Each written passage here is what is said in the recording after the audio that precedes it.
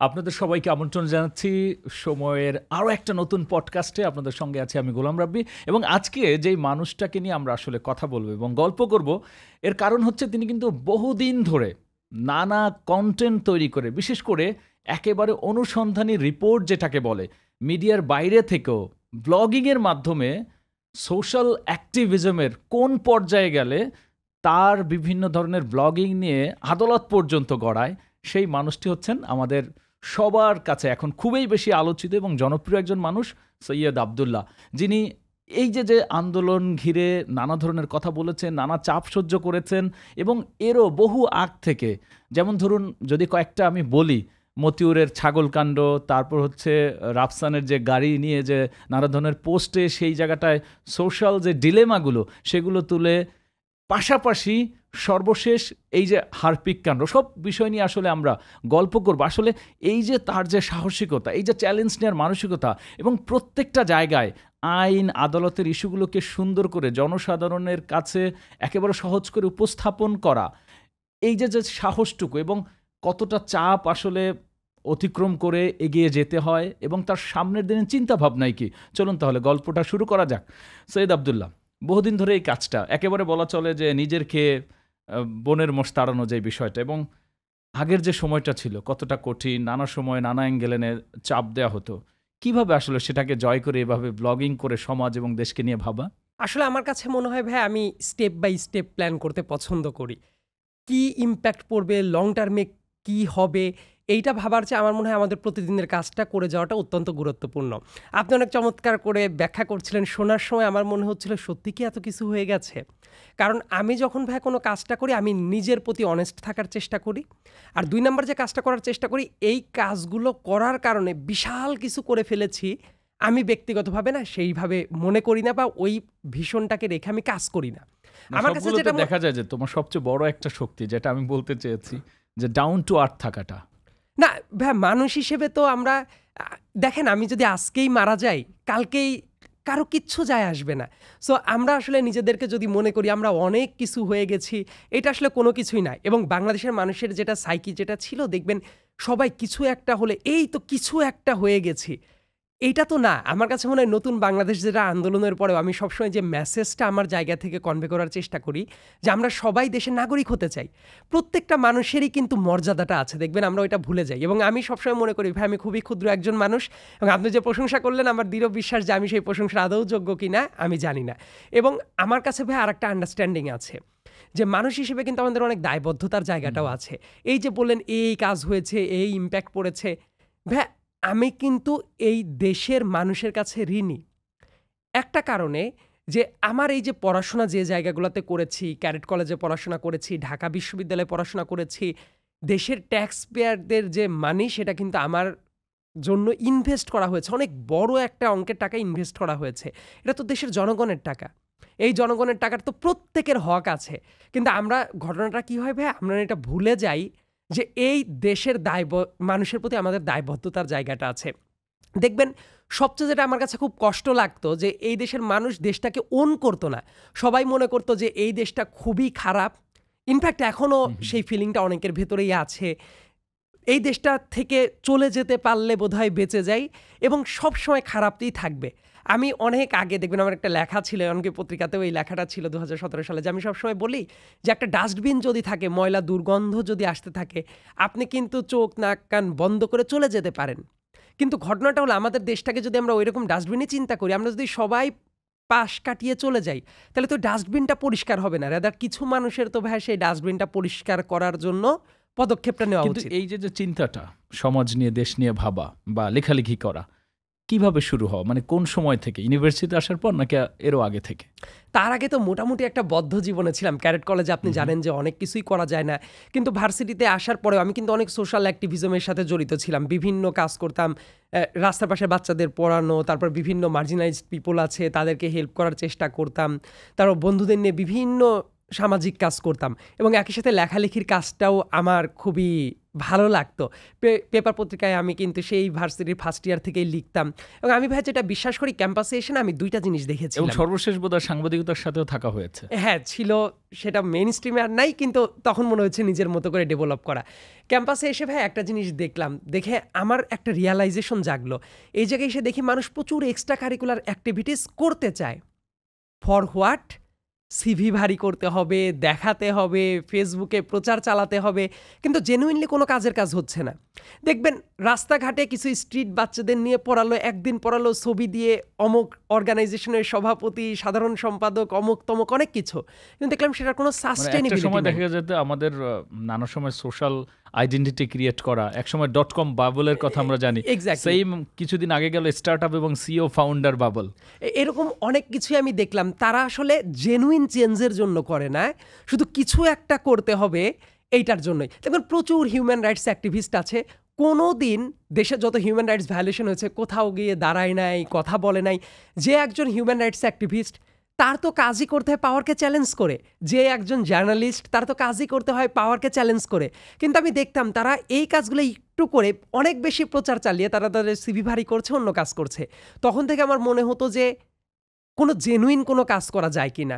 এমনকি এই type genuine কিছু কাজ কিন্তু আমি করেছি এবং সেটা দেখতে এখন নিজের চোখেই, যেমন রেপ ভিকটিম স্টুডেন্ট ছিল আমার, আমি তো ইউনিভার্সিটি অ্যাডমিশনের জন্য মেন্টরিং করতাম, তারা লাইফ হতাশ হয়ে ছেড়ে দিয়েছে, পড়াশোনা আর করবে না, ফ্যামিলির সাপোর্ট পায় নাই, লিগ্যাল সাপোর্ট পায় নাই। বাংলাদেশের বাস্তবতা তো জানেন, তারা এখন বিশ্ববিদ্যালয়ের অনার্স পাশ করে ফেলেছে, তারা জীবন মানে ছেড়ে দিয়ে সুইসাইড করতেও যাচ্ছিল। সো এইটার যখন আপনি দেখবেন, এইটা দেখাটা কিন্তু আমার কাছে মনে হয় ভাই একটা বিগ প্লেজার। তারপর দেখবেন ব্রথেল কিড যারা আছে বাচ্চারা, আমরা কয়েকটা ফ্রেন্ড মিলে আমাদের একটা রিসার্চ টিমের জন্য আমরা সেই ব্রথেল কিড নিয়ে কাজ করতাম। সবাই দেখবেন এটা ঘৃণা করে, কিন্তু ওই নিজেকে হ্যাঁ যে না ওই পরিবেশটাও তো আসলে ভাই খুব একটা শোভনীয় না, কিন্তু ওইটার ভেতরে কিন্তু বাস্তবতা আছে। ইচ্ছা করে কিন্তু সবাই না, বরং ম্যাক্সিমামই বাধ্য হয়ে। আমার এখনও মনে পড়ে 2017 সালে যখন আমরা কয়েকটা ফ্রেন্ড মিলে রিসার্চের জন্য একটা এনজিওর হেল্প নিয়ে আমরা গেলাম, যাদের আমরা ইন্টারভিউ নিয়েছিলাম অধিকাংশ লাইফেই এত প্যাথেটিক গল্প আছে, এমনও গল্প আছে যে বিয়ে হয়েছে, গার্মেন্টসে কাজ করতে দিবে, ওই স্বামী ঢাকাতে নিয়ে এসে পরবর্তীতে ব্রথেলে নিয়ে গিয়ে বিক্রি করে দিয়েছে, এবং ওই জায়গায় যে একবার ঢুকে গেছে সে বাইরে আসলে কি সমাজ তাকে অ্যাকসেপ্ট করবে। এই ধরনের বাচ্চাদের নিয়েও কিন্তু আমি টুকটাক কাজ করেছি, এবং সেটা আমি আজকে বোধ হয় যে প্রথমবারের মতো এমন ওপেন প্ল্যাটফর্মে বললাম। এবং এই কাজগুলো করে তাদেরকে নিয়ে কাজ করতে গিয়ে আমি লাইফে যে মেন্টাল স্যাটিসফ্যাকশনটা পেয়েছি, আমার কাছে মনে হয় এইটা আমাকে সবসময় কিছু কাজ করার উদ্বুদ্ধ করেছে সবসময়। আবার অ্যাডমিশন মেন্টরিং যেহেতু করতাম, অনেক জায়গায় যেটা হয় যে ঢাকায় কিন্তু সবাই আসতে পারে না, ঢাকায় আসার জন্য একটা মধ্যবিত্ত ফ্যামিলির জন্য কিন্তু অনেক কষ্টের কারণ হয়ে যায়, কোথায় থাকবে, খরচ হবে। তো করোনা যখন আসলো সবাই এইটাকে তো মনে করলো যে না তাইলে স্টুডেন্ট এখন কি করবে, সব বন্ধ। কিন্তু আমি ওই রিস্কটাকে দেখলাম একটা সম্ভাবনা আকারে কাজে লাগানো যায় কিনা। আমি তখন ওইটাকে অনলাইনে ইমিডিয়েটলি কনভার্ট করে ফেললাম। তারপর থেকে কিন্তু অনেক স্টুডেন্ট আছে যারা ঢাকা আসতে পারে নাই, কিন্তু আমি তাদেরকে পড়িয়েছি। আমার ওই মেথডটা এমন ছিল, যারা টাকা দিতে পারতো তারা টাকা দিত, যে পার্শিয়ালি দিতে পারতো এমন অনেক বাচ্চা কাচ্চা ছিল। পাহাড়ের অনেক বাচ্চা কাচ্চা আছে, তারপর কোনো দ্বীপের বাচ্চা কাচ্চা, হাওড়ের বাচ্চা কাচ্চা, তারা যখন পড়তো এই ফ্যামিলির অনেকেই তারা জীবনেও ঢাকা আসতে পারতো না। এমনই স্টুডেন্ট ছিল আমার যারা প্রথমবারের মতো ঢাকা এসেছে, ঢাকা ইউনিভার্সিটিতে ভর্তি হওয়ার সময়, কারণ বিভাগীয় শহরগুলোতে পরীক্ষা দিত, ওরা কখনো চিন্তাও করে নাই যে এসে পড়তে পারবে। সো আমি কিন্তু বিভিন্ন জায়গায় এই কাজগুলো যে করতাম, ব্যাপারটা ভাই এমন না এমন হতো যে এই যে সবকিছুই কিন্তু একটু ব্যতিক্রমী এবং ইনোভেটিভ এবং নতুন করে শুরু করা। সেই জায়গায় কি পড়ালেখার বাইরে সবসময় কি সমাজ এবং রাষ্ট্র নিয়ে চিন্তা ভাবনা করতে হতো, বা কিভাবে আসলে এই আইডিয়াগুলো ডেভেলপ করা? আমার কাছে মনে হতো ভাই এগুলা প্রত্যেকেরই দায়িত্বর জায়গাটা আমাদের আছে স্টুডেন্ট হিসেবে। পড়াশোনার পাশাপাশি আমি ক্যাডেট কলেজ থেকেই অনেক এক্সট্রা কারিকুলার অ্যাক্টিভিটিসের সাথে জড়িত ছিলাম, এবং আমার কাছে যেটা মনে হতো ভাইয়া যে বাংলাদেশে না তরুণ সমাজ যারা ছিল এরা রাজনীতি সচেতন হতে ভুলে গিয়েছিল। একটা পার্থক্য আছে, রাজনীতি সচেতন মানে অনেকে মনে করতে পারে রাজনীতি বোধহয় করে না, কিন্তু ক্যাম্পাসগুলোতে যে ছাত্র রাজনীতি চলতো এটা তো রাজনীতি না, এটা ছিল অপরাজনীতি। দেখবেন সব জায়গায় খুব জনপ্রিয় কথা ছিল এখানে রাজনৈতিক আলাপ নিষিদ্ধ। আমি মনে করি রাজনৈতিক আলাপ প্রত্যেকটা ক্ষেত্রেই অতীব জরুরি, এবং মানুষ রাজনীতি সচেতন হলে কি হয়, তরুণরা রাজনীতি সচেতন হলে কি হয়, এটা তো এখন সবাই দেখতেই পারছে চোখের সামনেই।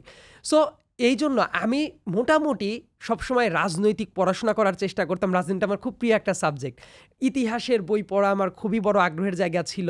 একই সাথে পেপার পত্রিকার সাথে যোগ ছিল এবং আমি রাজনীতিটাকে খুব ভেতরে রিসার্চ করে করে আমি বুঝবার চেষ্টা এবং করতাম। একটা সময় যেটা একেবারে হারাতে বসেছিল যে তরুণরা বোধহয় রাজনীতি বিমুখ হয়ে যাচ্ছে, বা আমরা শুধু সোশ্যাল মিডিয়া কালচারেই বড় আবার হচ্ছি। রাজনীতি বিমুখ হয়ে যাচ্ছে একটা ব্যাপার, আরেকটা কালচার গ্রো করেছিল যে পাওয়ারের তোষামোদি করা, এবং এটা ছিল তাদেরকে এই ব্যাপারগুলো ক্যাশ করার একটা যে এটি আমাদের ভাগ্য, যে আমাদের তোষামোদি করে যেতে হবে, ওই আসনগুলো আমাদের জন্য অনেকেই না। ছেড়ে দিয়েছিল। কিন্তু আমি সবসময় একটা কথা বলতাম যে না, প্রত্যেকটা জিনিসেরই একটা শেষ আছে। আমি এই ব্যাপারটা খুব দৃঢ়ভাবে বিশ্বাস করতাম, কারণ আমি তো দিন শেষে একজন সৃষ্টিকর্তাকে বিশ্বাস করি। প্রত্যেকটা দেখবেন খারাপ সময় যায়, সবকিছু যায়, কিন্তু আমি আশাটা হারাইনি। ইভেন রাজনৈতিক এইসব অ্যাক্টিভিজম করতে গিয়ে বিভিন্ন মানবাধিকার ইস্যুতে সরব থাকার জন্য লাইফে তো অনেক রিস্ক এসেছে, এবং সেটা দেখাও যায়। 24-এর আন্দোলন যেহেতু উঠে আসলো, যে 24-এর আন্দোলন তো মানে এখন মানুষ দেখে কয়েকদিনের কোটা আন্দোলন কনভার্ট হয়ে এক দফার আন্দোলন, কিন্তু তোমার যদি স্ট্যাটাসগুলো দেখা হয় গত 2-3 বছর আগেও কিন্তু এরকম একটা কিছু ঘটবে, অনেকবার স্ট্যাটাস দেওয়া হয়েছে এই বিষয়গুলোতে ছিলাম। এবং ইলেকশন আগে আমি প্রচণ্ড অ্যাক্টিভ ছিলাম। এমনকি আমার একটা কথা মনে পড়ে ভাইয়া, যখন এই 2024 সালের 7 জানুয়ারির ইলেকশনটা হলো, যেহেতু প্রচণ্ড অ্যাক্টিভ ছিলাম ওই সময়গুলোতেও, যে এইভাবে একটা ভোটবিহীনভাবে দেশ চলতে পারে না, তখন অনেক মানুষ আমাকে বোঝাতো না অনেক তো হলো, এবার চুপচাপ হয়ে কোনো একটা চাকরি বাকরি করে সেটেল হয়ে যাওয়াটা জরুরি। আমি 8 তারিখে, আমার এখনও মনে পড়ে, স্ট্যাটাসটা দেখবেন এখনও আছে, আমি স্ট্যাটাস দিয়েছিলাম যে অনেক মানুষ হতাশ হয়ে যাচ্ছে। ইনফ্যাক্ট অনেক মানুষ যারা আন্দোলন করতো তারাও হতাশ হয়ে ভাবলো যে we are again doomed for 5 years, so আর কোনো কিছু করা যাবে না। আমি কিন্তু হতাশ হইনি। আমি 8 তারিখে স্ট্যাটাস দিয়েছি এই লড়াই চলমান থাকবেই এবং আমরা হাল ছাড়বো না, কোনো না কোনো টাইমে ফলাফলটা আসবেই। এবং আমার কাছে মনে হতো যে হাল ছেড়ে দেওয়াটা কাপুরুষের কাজ।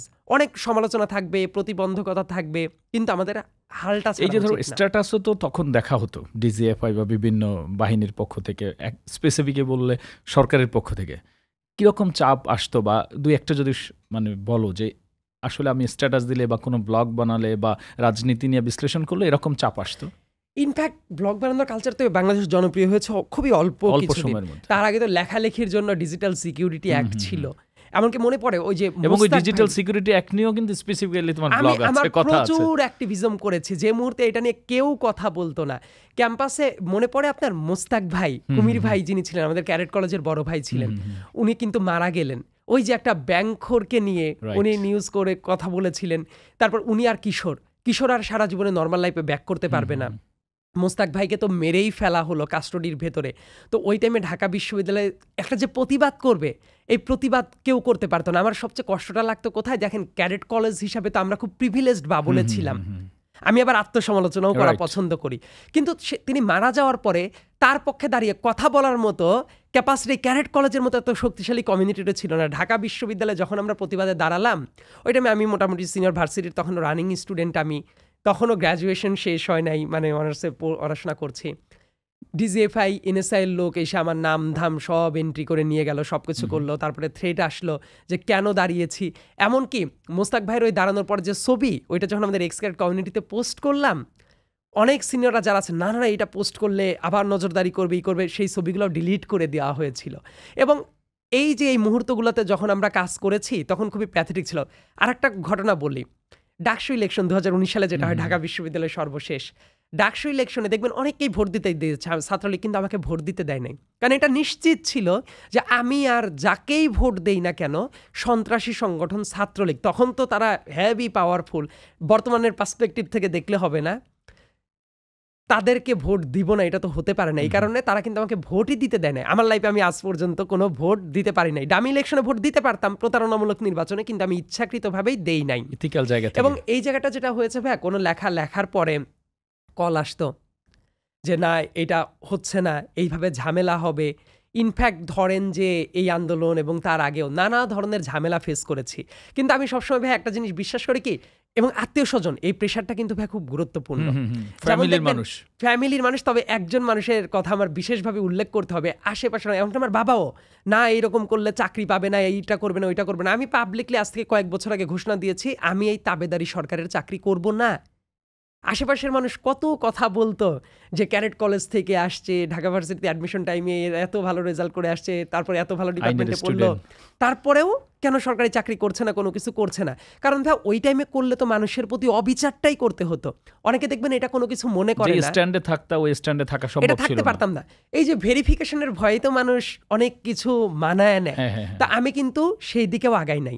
এবং তারপরে আত্মীয় স্বজন অনেকে কত কথা যে বলতো, আমি কোনো লেখা লিখলে আত্মীয় স্বজন ফোন দিয়ে আমার বাবাকে বলতো, এই ও কিন্তু এটা করতেছে, কেন এত করতেছে, আমাদের রিস্ক হবে, অমুক হবে, তমুক হবে। আমার বাবাকেও কেউ না কেউ কথা শোনাতো, আপনার ছেলে বেশি বেড়ে গেছে সব কিছু।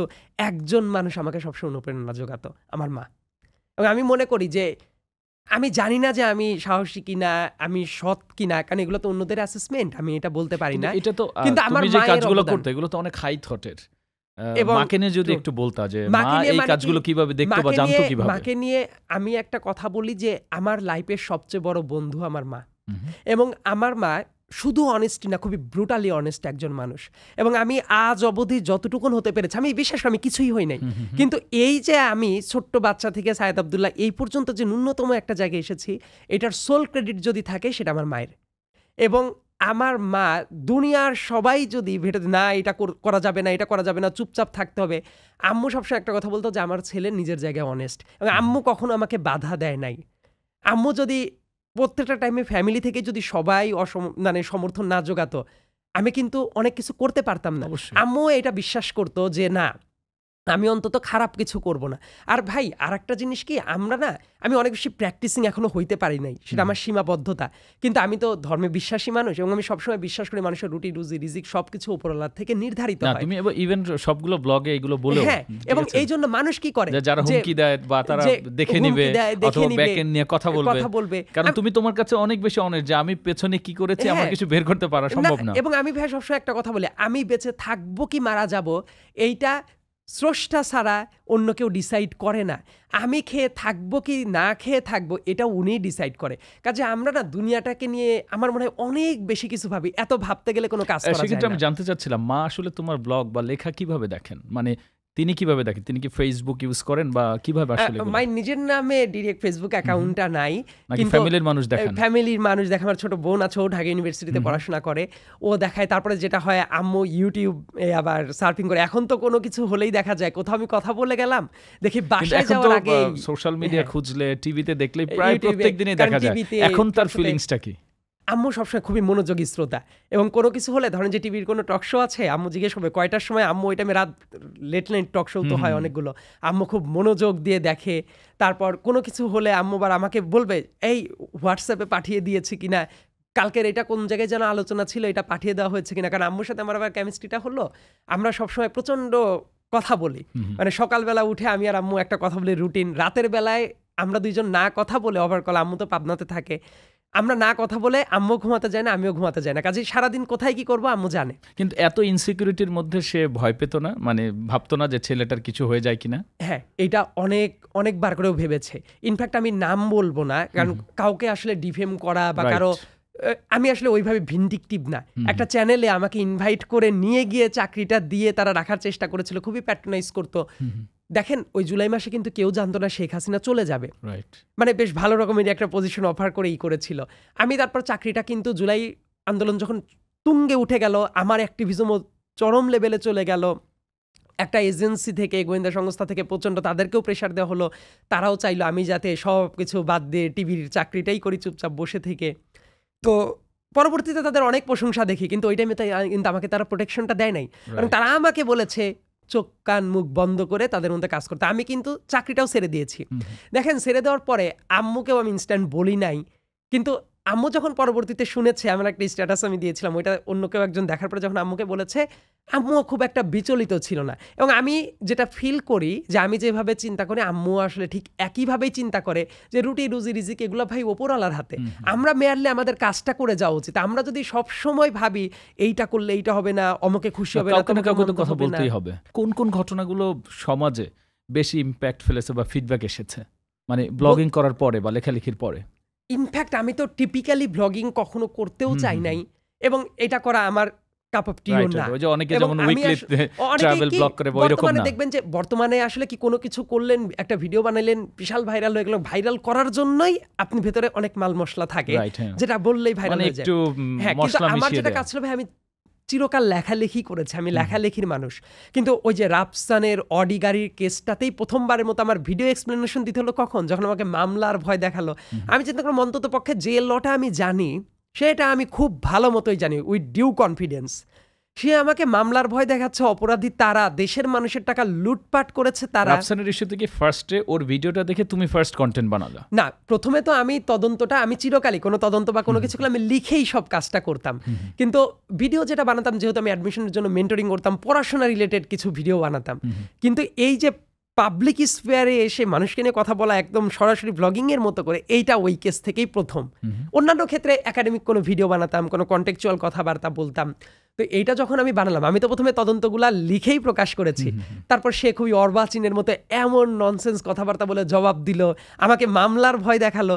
তারপর মনে হলো যে পুরা জাতির সামনে এদের মুখোশটা উন্মোচন করে করে দেখিয়ে দেওয়া উচিত, লিগ্যাল পয়েন্টও ব্যাখ্যা করে দেওয়া উচিত, এবং পুরা পার্সপেক্টিভটা মানুষকে বোঝানো দরকার। কারণ দেখেন, মানুষ আসলে এতটাই রাজনীতি অসচেতন ছিল, মানে ব্যাংকের ঋণ খেলাপি করে ফেলেছেন, 8 বছর ধরে টাকা দেন, এত লাক্সারিয়াস লাইফ লিড করেন, আপনি তো ব্যাংকরাপ্ট না।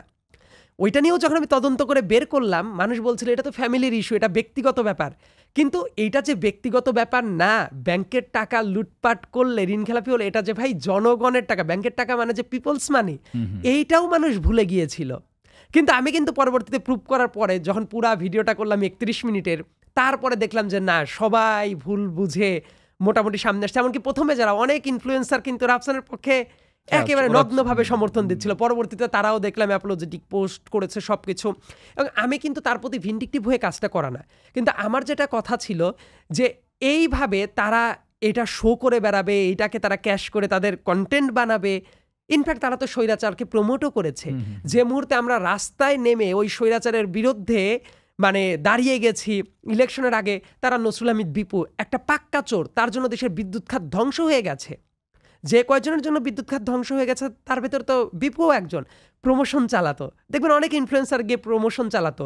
যে মুহূর্তে আমরা একটা স্বৈরাচারী হাসিনা রেজিমের হাত থেকে দেশকে বাঁচানোর জন্য রাস্তায় অ্যাক্টিভিজম চালাতাম, ওই মুহূর্তে তারা শেখ হাসিনার ক্যাম্পেইন চালাতে যেত, গণভবনে যে ওই খুনি শেখ হাসিনার হাতে মরক পোলাও খাবে কিনা এই রিভিউটা করতো। দেখেন, সে যদি রাজনীতি নাও বুঝে, কিন্তু তার দ্বারা তো ফ্যাসিস্টদের প্রমোশন হচ্ছে। আবার তারা মানুষকে একটা ফেক বাবলে নিয়ে মিথ্যা এক্সপেকটেশন সেল করছে এবং এটাকে প্রমোট করে বেড়াচ্ছে। তখনই আমি দেখলাম না, এইভাবে চলতে পারে না। একটা দেয়াল আপনি পুরাটা তো ভাঙতে পারবেন না, কিন্তু আমার যেটা টার্গেট ছিল, শেখ হাসিনা যেহেতু ক্ষমতা থেকে পড়লই না, অন্তত একটা একটা করে ইট যদি খোলার ব্যবস্থা করা যায়, পুরো দেয়াল তো আলটিমেটলি দুর্বল হয়। সো ওই জায়গা থেকে আমি পুরো ব্লগিং এর পরে ওরা কি কোনো প্রেসার করেছিল বা ওরা কি যোগাযোগ করেছিল? টেকনিক্যালি ওই জায়গায় খুব বড় কোনো প্রেশার আসে নাই, কিন্তু বিভিন্ন মানুষ বিভিন্ন মিডিয়ার প্রথমবারের মতো অনেক বেশি এসে খোঁচানোর চেষ্টা করতো যে এটাকেও লাগিয়ে দিল কিনা। সবচেয়ে বড় শক্তি ছিল যে ইনফ্লুয়েন্সাররা তোমার বিরুদ্ধে ভিডিও বানায়। কিন্তু আমি আবার ব্যক্তিগতভাবে ভাই, আমার যেটা আন্ডারস্ট্যান্ডিং, যেটা আমি বিলিভ করি, ওই কনফিডেন্সের সাথে আমি আবার বলতেও পারি চোখে চোখ রেখে। অনেক মানুষ যারা বলছিল কেন আমার ভিডিওর পরে তারা এসে ক্ষমা প্রার্থনা করে নাই, কারণ আমি ভাই কোনো মিথ্যা নিয়ে কাজ করি নাই, আমার এই সত্যের শক্তিটা ছিল। আরেকটা বড় ব্যাপার হলো, তাদের ফ্যামিলির ক্লোজেস্ট একজন, একটা জাস্ট কাজিন টাইপ একজন যোগাযোগ করেছিল, কিন্তু তারা যে ধরনের কথা বলেছিল মীমাংসার জন্য, যাই হোক, আমি কিন্তু সেটা বলেছি যে না, আমি চাই ব্যাংকের টাকা ব্যাংকে ফেরত দেওয়া হোক, এর বাইরে কোনো নেগোসিয়েশন নাই। ব্যাংক কি কোনো থ্যাঙ্কস দিয়েছে? আমি আসলে কোনো থ্যাঙ্কস পাওয়ার জন্য বা কোনো কিছুর জন্য কাজটা করি না। আমি কিন্তু ভিডিওর ভেতরেও বলেছি, অ্যাবসলিউটলি আমি ওই জায়গা থেকে একটা পয়সাও ইনকাম করি নাই। এবং ওই ভিডিওগুলো দেখেন, আমার মনিটাইজেশনের পারমিশনও ছিল। ওই ভিডিওটা করার আগে আমি জানতাম এই জাতীয় একটা ভিডিও হলে অনেক মানুষ দেখবে, অনেক টাকা। আমি মনিটাইজেশন ওই টাইমে অন করি নাই, কারণ আমার কাছে মনে হচ্ছে যে জিনিসটা আমি যে উদ্দেশ্যে করছি, ওই জায়গা থেকে আমি কোনো ওই সময় তো অনেকে বলাও শুরু করেছিল যে সে আসলে হাইপ ক্রিয়েট করার জন্য, টাকা ইনকাম করার জন্য। দেখেন, এটা যখন বলছিল যে দেশে তো আরো অনেক বড় বড় দুর্নীতিবাজ আছে, তার জন্য তো কিছুদিন পর আবার মতিউরের কেসটা টান দিলাম।